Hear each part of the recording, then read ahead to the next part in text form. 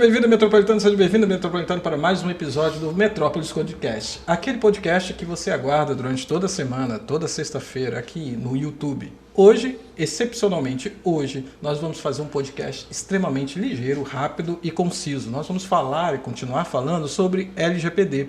Isso mesmo, para você que perdeu o nosso primeiro debate, a nossa primeira conversa sobre a LGPD, vai estar aparecendo aqui no card em cima, também aqui no descritivo. Você pode ir lá naquele vídeo com calma, degustar 1h20 aproximadamente, falando dos princípios gerais da Lei Geral de Proteção de Dados.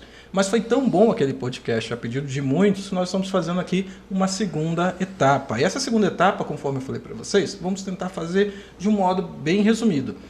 Até porque a gente possa fazer outros e esmiuçar cada vez mais os ditames da lei.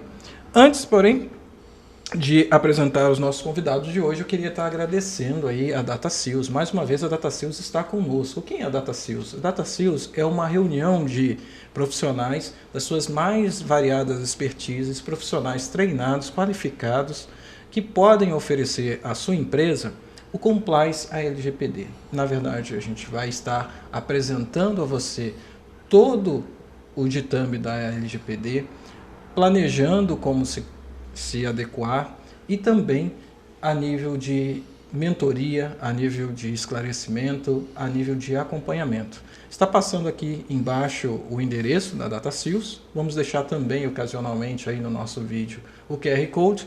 Vai lá, dá uma olhadinha e com certeza você vai estar bem de assessoria à LGPD. Em falar em LGPD, nós temos aqui hoje então dois grandes convidados. Provavelmente você que assistiu o primeiro já os conhece, mas você que está chegando agora vai ser apresentado. Do meu lado direito nós temos doutora Adriane. Doutora Adriane, quem é você? Meu nome é Adriane Lara, sou advogada já há um tempinho. Vinda de Minas Gerais, mas consolidei minha carreira aqui no Paraná. E estou trabalhando aí nessa lei nova, LGPD, me especializando nessa área. Espero poder contribuir aí hoje com mais um pouquinho de conhecimento nesse assunto. Um assunto que para nós está sendo quase que inesgotável. E aqui do meu lado esquerdo, se eu não errei as mãos, eu sempre confundo direita e esquerda, estamos aqui com o nosso DPO. Aprendi a falar da primeira edição, agora vou usar esses termos aí até quando você permitir e ouvir. DPO, Leandro D'Andrea, quem é você? Eu sou DPO, no caso, pela GDPR, é uma certificação internacional, mas aqui na LGPD a gente vai ser conhecido como encarregado de dados. Trabalho com segurança digital, acho que em torno aí de 12 a 13 anos aí. E vou tentar contribuir com o meu conhecimento já na prática, de onde eu já opero, para passar um pouco para vocês. Muito bem. Nós não vamos fazer um regresso, até porque nós já falamos bastante em outras ocasiões. Nós vamos ser bem focais no programa de hoje, falando sobre quem? Falando sobre os agentes, Agente como agente. No perdão do trocadilho, quem são os agentes da LGPD? A Lei Geral de Proteção de Dados traz duas figuras como agentes de tratamento: o controlador e o operador. Tem a figura do encarregado. Exato. Também, mas o encarregado não está qualificado na lei como agente de tratamento, ou seja, ele não tem responsabilidades e atribuições frente ao titular, que são próprias aí do operador e do controlador, mas tem algumas obrigações da figura dele, quando ele é contratado para assessorar ali o controlador, ele tem algumas funções, que aí o Leandro acho que vai poder falar um pouquinho também. Mas controlador, quem é? É aquele que define o que vai ser com o dado, o que vai ser feito com o dado, Então, ele atribui, olha, vai ser usado para essa finalidade, vamos usar esses dados, quero manter esses dados por tanto tempo. Então, ele define, ele que dá as diretrizes do que vai ser feito. O operador é aquele que vai executar sob o comando do controlador. Mas aqui tem um detalhezinho que é importante falar. O operador, o controlador, ele pode exercer também o papel de operador, Então, ele define o que ele quer fazer com o dado e ele mesmo vai lá e executa. Ou ele terceiriza isso para uma empresa que vai executar. Vamos dar um exemplo. que a gente, né, falou da outra vez. Eu tenho uma empresa, mas eu não tenho dentro da minha empresa o serviço de contabilidade. Então, eu vou terceirizar esse serviço de contabilidade. Quem vai mexer com a folha de pagamento dos meus funcionários vai ser essa empresa de contabilidade, que, no caso, vai ser o operador. Lembrando o detalhe que a gente falou da outra vez, que os funcionários, embora eles estejam ali fazendo o trabalho, executando, como eles estão subordinados ao controlador, eles não são operadores. Tá? Então, exato. Figura de subordinação descaracteriza essa relação. Nossa. Já no caso do encarregado de dados, né, a gente tem algumas atribuições. Quais são? São criar algumas diretrizes, a política de privacidade, né, aplicar ela e manter ela funcionando. Então é por isso o encarregado de dados, que a gente fala diretamente com essas duas figuras que a doutora acabou de dizer. Então a gente cria uma política, a gente faz, a gente gere ela até o início e o fim, até o ciclo de dados, a gente faz todo esse procedimento para que o operador e o controlador consigam executar suas funções.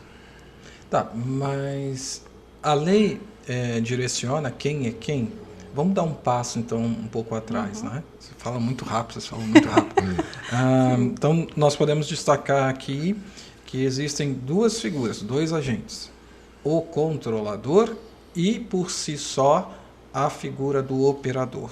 No entanto, nós podemos ter também suboperadores. A figura do suboperador, ela não está na lei. Caracterizada, né? Mas a Autoridade Nacional de Proteção de Dados já trabalhou alguma coisa, trazendo um guia, explicando que pode sim haver essa caracterização ali do suboperador, até porque, como a gente falou no primeiro programa, muito da Lei Geral de Proteção de Dados aqui do Brasil foi inspirada no Regulamento Geral, que é da União Europeia. E lá fala-se, né, dessa situação ali do suboperador. Como seria o suboperador? A gente falou lá no programa passado que o tratamento de dados ele passa por todo o ciclo de vida do dado, desde a hora que ele é recepcionado, criado, coletado, até a hora que ele finaliza. Então, vamos supor, até esse exemplo está no guia ali da Autoridade Nacional de Proteção de Dados, vamos supor que uma empresa A contrate uma empresa B para executar parte do serviço, por exemplo, um serviço de pesquisa para poder vender mais produtos e tudo mais. Essa empresa de pesquisa, ela é operadora, mas aí ela vai subcontratar um segundo operador que vai guardar essas informações na nuvem, por exemplo. Né? Então, a gente poderia pensar assim, mas espera aí, esse suboperador ele não está trabalhando para o controlador, ele está guardando informações ali do primeiro operador, mas ele está fazendo parte do ciclo de vida daqueles dados. Então, ele está vinculado ali. Em alguma área, alguma altura do processo, ele entra. Isso. Só que aí a gente, na teoria, é fácil a gente entender. Tá. Na prática, nem tanto. Sim. E aí a Autoridade Nacional até fala o seguinte, olha, nós vamos verificar quem é quem na prática. Então, você pode achar que num determinado momento você está trabalhando como operador e, na verdade, você é controlador. A configura errado, vamos dizer assim, a gente engana, né? Porque às vezes acha que é uma coisa e acaba sendo outra. Então, a gente podia tentar esclarecer um pouquinho mais e dizer o seguinte, a principal diferença entre o controlador e o operador é o quê? É o poder da decisão? Exato, o poder de decisão, o poder diretivo. O operador pode, sim, dentro da área técnica dele ali, sugerir, né, algumas, nesse exemplo mesmo de pesquisa, como ele tem mais experiência, o operador, ele vai sugerir para o controlador, olha, eu acho que a gente devia limitar aqui a essa faixa etária, ou buscar um público-alvo com essa característica. Ele vai sugerir, mas quem é que vai decidir se vai ser esse o perfil? É o controlador. Né? Então, aquelas que a gente chama de elementos essenciais, que sempre vão ser decididos pelo controlador, é que vão definir a figura.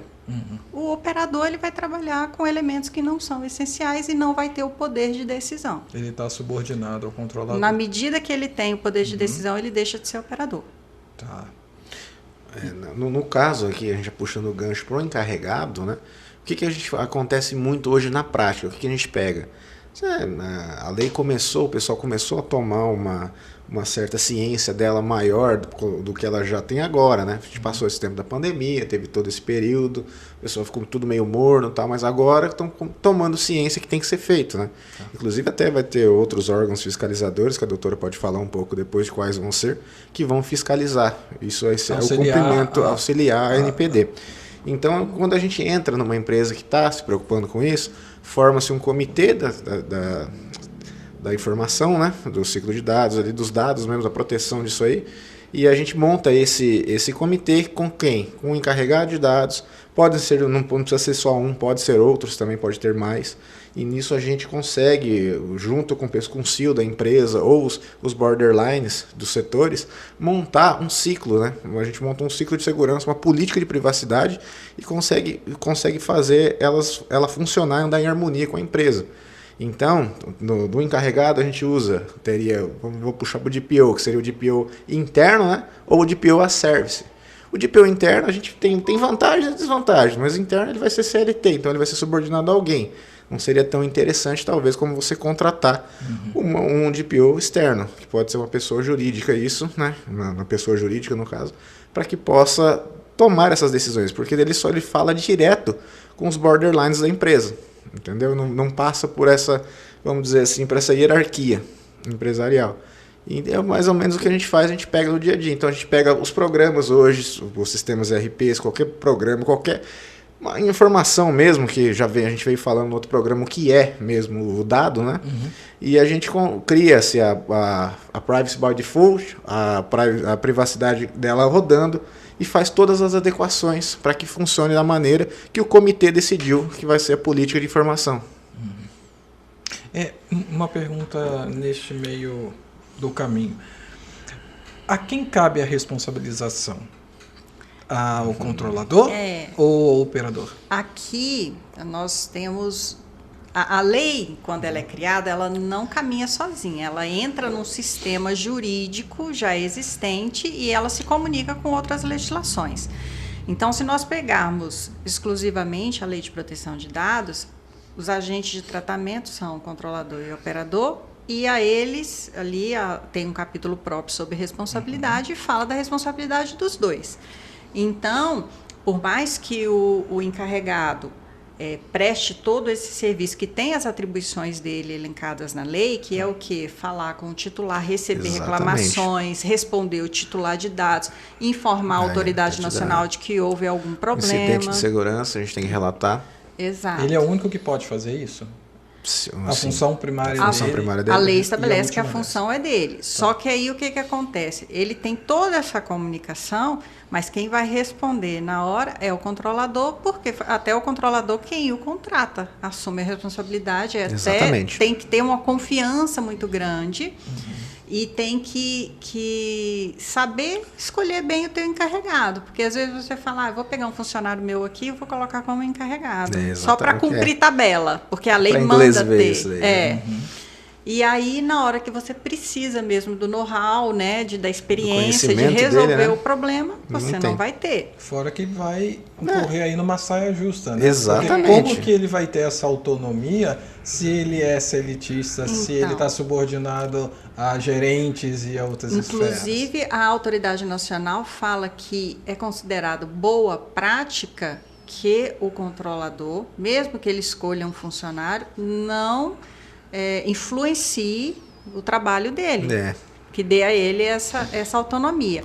Aí, dentro do que você falou de responsabilidade, a Lei Geral de Proteção de Dados estabelece que o encarregado ele não tem que responder frente à autoridade nacional, nem o titular. Quem responde ali são as figuras do controlador e operador. Mas, se nós formos buscar na lei civil, existe a questão contratual. Na lei trabalhista, questão contratual também. Então, eu contrato o Leandro para ser o encarregado da minha empresa. frente à LGPD, não existe nada ali hoje dizendo que ele tem responsabilidade. Pode vir, porque a autoridade nacional pode regulamentar isso. Mas eu posso responsabilizar o Leandro dentro da lei civil. Exatamente. Né? Porque eu tenho um contrato. Se ele não cumpre o contrato... Ou se for negligente, Exato. ou se assumir o risco. Imperícia Aí o que também, né? acontece? O titular, eu não vou poder falar assim, eu sou controlador, eu contratei o Leandro, ele não cumpriu, vai lá e resolve com ele. Não é assim. Eu respondo frente de titular e frente à autoridade. O que eu tenho depois é buscar esse ressarcimento junto ao encarregado que eu contratei, que de alguma forma não cumpriu ali o papel dele, sendo negligente, né? Alguma coisa assim. Isso é o que a gente mais vê na prática. Aí. O pessoal coloca pessoas que não fazem a mínima noção do que estão fazendo nesse posicionamento, né? E depois, se houver algum incidente aí que ele tenha que relatar ou coisa parecida, e é aí que a gente vai ver, né? No fringir dos ovos, quem que é quem, vamos dizer assim. Tá, Então, eu estaria errado se eu comparasse o encarregado com relações públicas? Eu sei que não é só isso, mas ele tem este papel também, olha, de ser aquele que, por exemplo, a pessoa vai até o site e vai ter o nome dele lá. Ele é aquele... Sim, nome e contato, tem que ser um contato fácil, né? Ele vai responder ao queixoso aí, no caso, né? A pessoa que tem alguma queixa em relação a vazamento de dados ou imperícia dos dados, porque vocês falaram isso do outro episódio, né? Não é só vazamento de dados, são incidentes no processo. Exatamente. Então ele é essa relação pública, é ele que recebe isso e ele que tem acesso a todas as esferas do tratamento de dados, sabe tudo. O que eu sempre falo, o que eu digo é o seguinte, não existe, por isso que talvez o DPO Asservice seja o mais interessante, porque você tem que imergir na empresa e saber todas as esferas dela e andar realmente por isso, entender de todas as áreas.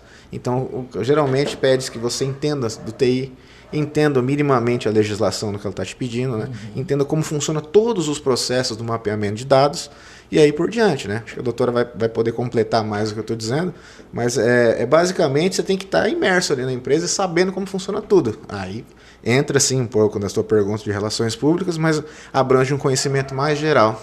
Tá. E esse DPO, esse profissional, ele poderia trabalhar para empresas diferentes? Pode. A lei não veda que seja um trabalho privativo, né? Para uma empresa. Mas você tem que entender também se essa figura vai dar conta de atender ali, né? O tamanho da sua demanda, né? As especificidades de cada empresa, né? Porque a gente está falando aqui de por isso que é uma coisa bem particular, serviço, cara. Né? É bem produção. O porte da tua empresa talvez vá definir se você deve ou não contratar um encarregado com cláusula de exclusividade. Então, olha, o meu porte da minha empresa é muito grande, eu quero você 100% dedicado aqui à minha empresa. É um valor, né? Ou você vai contratar um encarregado que vai fazer aquela supervisão para uma empresa, né, que não demanda essa exclusividade, mas convém que você coloque no teu contrato ali, conheça o profissional que você está contratando, converse com ele, olha, você tem condições de assumir isso aqui, coloque no contrato as atribuições dele, o tempo que ele vai dedicar à tua empresa, né? São detalhes que você vai se precaver também. Eu estou tentando aqui desmistificar esse termo, até porque esse é o nosso propósito aqui, né? Esse bate-papo. E deixar claro, então, que este profissional, ele não é um consultor. Ele não tem esse papel de consultor. Ele é alguém ativo, 100% ativo. E ele também, em alguma medida que ele não é um operador, ele não tem a responsabilidade de operar os dados, mas ele tem a responsabilidade de observar todo o fluxo, né, e buscar as melhores práticas. Até porque... Nós falamos isso da outra vez, não é um processo que você fez, ficou quadrado e você só repete. Porque às vezes quando a gente está de fora e vê o fluxo de trabalho da empresa, a gente consegue ver com outros olhos, né?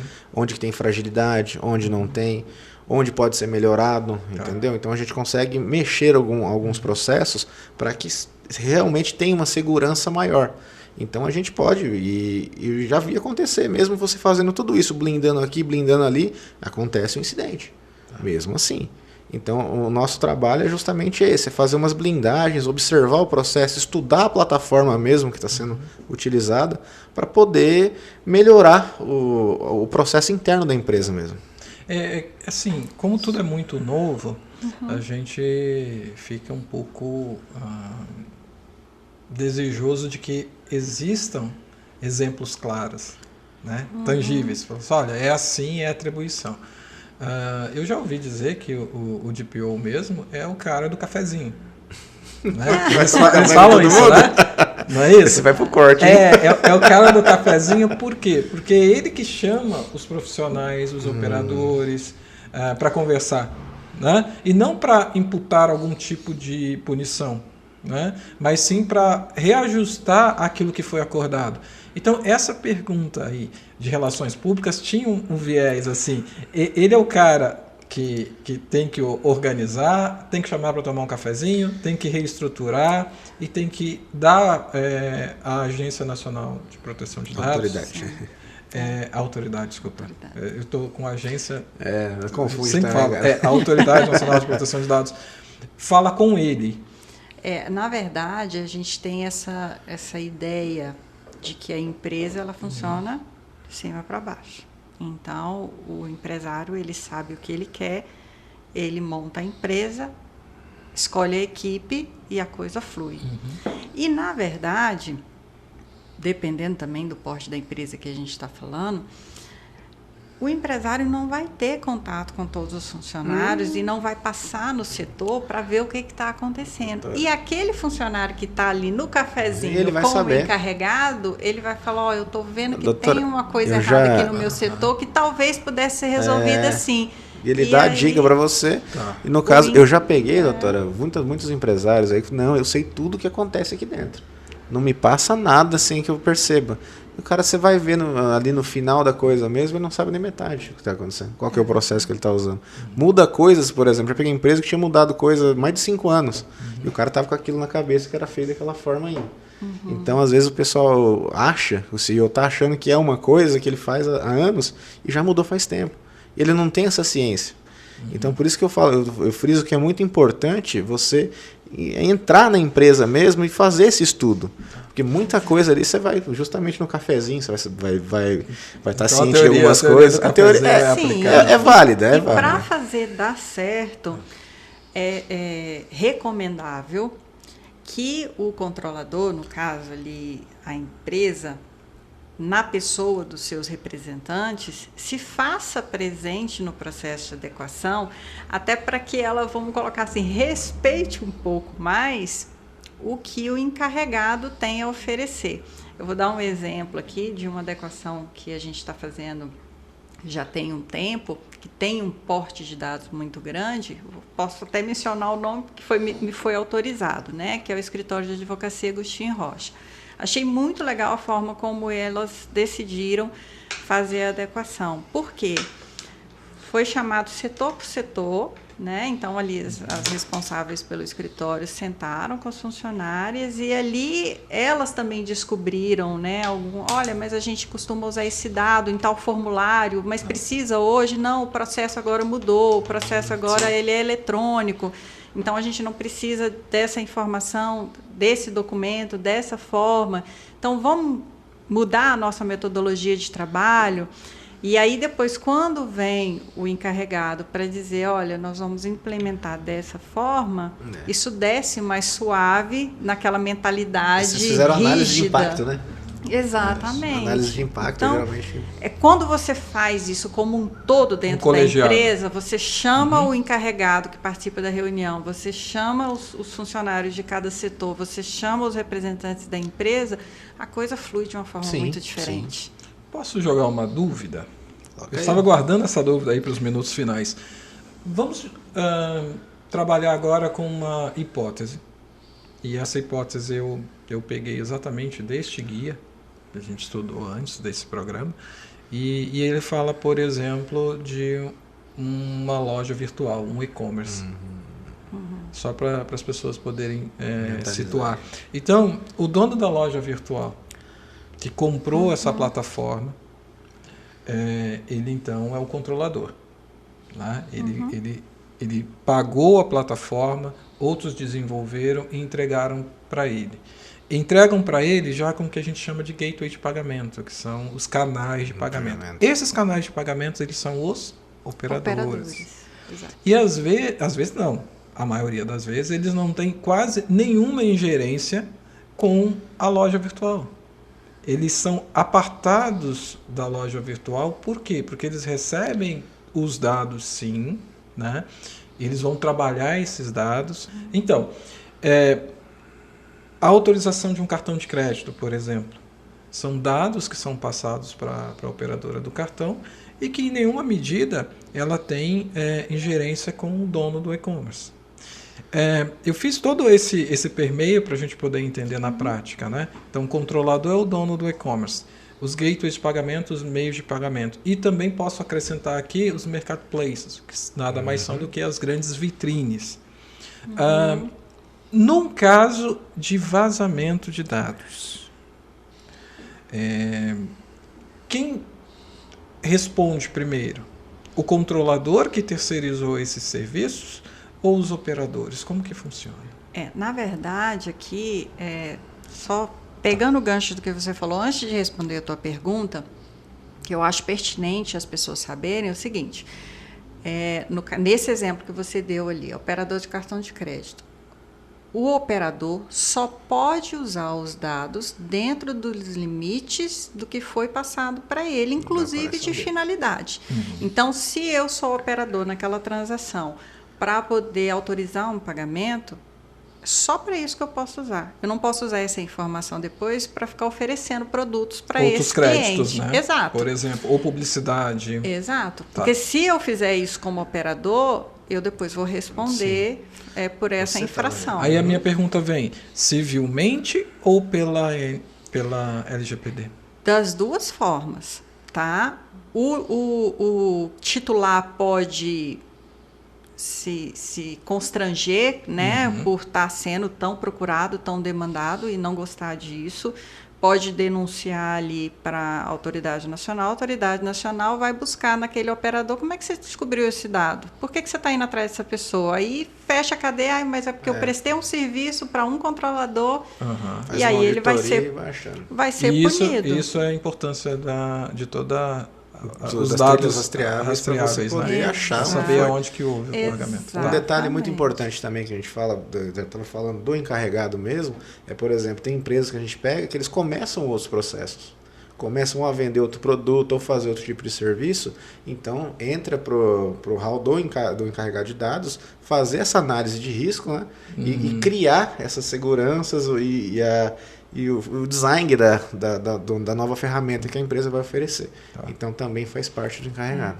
E cabe também ao profissional que vai dar assistência jurídica fazer os contratos de proteção. Não é isso? Exatamente. Aí, olha a importância disso. Se eu faço um contrato com aquele operador, eu sou controladora, faço um contrato com aquele operador, deixando claro que ele vai usar o dado XYZ especificamente para liberar ali o crédito, né, pela venda do produto X, e que ele está impedido não só de se valer daquele dado para poder oferecer serviços ao titular, como também compartilhar, e aí é importante que no meu contrato, eu como controladora, quando eu estou contratando aquele operador, eu coloque ali, por exemplo, que ele não pode subcontratar, ou que ele pode contratar, mas ele tem que me informar, porque aí eu estou me valendo de boas práticas. E aí, você respondendo a tua pergunta sobre quem vai responder pelo problema, né, é uma cadeia de informações. Veja, eu comprei um produto na internet. No dia seguinte, começa a chover de oferta.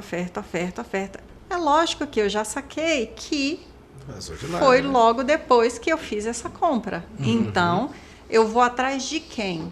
Eu vou atrás daquele site de onde eu fiz a compra. Que você fez a compra. E aí, com quem que eu vou conversar? Com o encarregado. Exatamente. Então, o encarregado tem que estar ligado com o que está acontecendo. Todas as operações aí que Isso. Porque é o encarregado quem vai me responder. quem tem responsabilidade, se eu tiver que fazer uma denúncia, alguma coisa assim, é o controlador. O encarregado vai ter que falar com o controlador, ó, tá tendo esse problema aqui, vamos resolver, vamos comunicar à autoridade, vamos dar esse tipo de resposta. Por isso que ele, relações públicas também, ele tem que ter o traquejo para poder dar a resposta dentro da legalidade, completa, do jeito que o titular quer, mas já dando a solução para resolver o problema também. E aí o encarregado, poxa, está tendo esse problema. Tem que corrigir isso aí. Onde é que pode ter tido problema? Aí ele vai lá no mapeamento de dados. Já apareceram 3 clientes reclamando. As compras foram feitas por essa operadora de cartão de crédito. Então, o problema está ali. Você tem que procurar. Achou, rastreou. Isso. Quem é que vai ser denunciado lá na autoridade nacional? O controlador. Aí o controlador vai chamar o operador na responsabilidade. Né? Aí a autoridade nacional vai ver se eles vão responder solidariamente, vai ver se quem responde é o controlador e depois ele que vai se entender com o operador. Então, como foi aquele exemplo dado no último, né? De você fazer se envolver no acidente de carro, né? Quem bateu não vai responder a seguradora e assim por diante. Mas aí eu queria deixar aqui para a gente finalizar, já que a gente fez essa proposta, né, de sermos bem céleres hoje, algumas dificuldades que eu mesmo já enfrentei.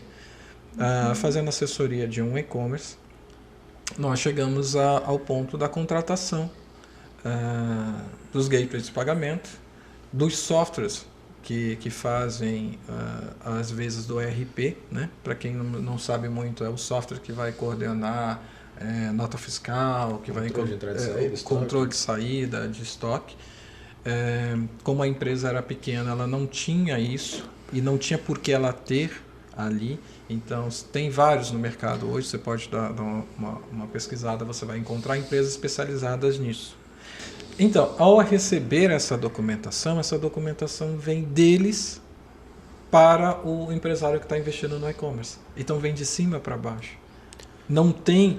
E aí eu estou entendendo a dificuldade de uma empresa que está entrando no mundo do e-commerce, por exemplo, sem ter nenhuma assistência a profissionais como vocês que fazem todo esse mapeamento de risco. Ele simplesmente aceita aquele contrato, até porque contrato tem pessoas que fogem de contrato, né? Vem aquele caramaço ali de 50, 60 páginas, a pessoa não lê, aceita e tudo. As letras miúdas. Só que eu fiz essa aferição, tá? Especificamente dessa empresa de ERP que está oferecendo então o serviço de tratamento destes dados e não tinha nada de LGPD. Exato. Então, o que eu penso? Eu penso que o profissional que contratou o e-commerce, que é uma plataforma nova, ele está acreditando que os seus terceirizados já têm compliance. Exatamente a nossa função é essa. A gente deixa um recado para o pessoal que for contratar, pede a declaração de conformidade. Então aí você, né, estreita o caminho. Exige, né? Exige, né? Tem que ter. Porque se não houver esse documento mútuo, a culpa sempre vai ser de quem? Penso eu, daquele que está oferecendo o serviço, do e-commerce. Porque dificilmente você vai atrás... por exemplo, comprei um tênis. Tive algum problema de não... E aí eu falo que não é só o vazamento, né, de dados, mas tem outros problemas relacionados a isso, incidentes que vocês falam. Eu não vou na operadora do cartão. Não, eu vou direto ali naquele Exato. empresário. E às vezes aquele empresário, ele está fazendo N marabalhos para oferecer o melhor preço, para oferecer frete grátis às vezes, e ele se pega então vendido com isso, né?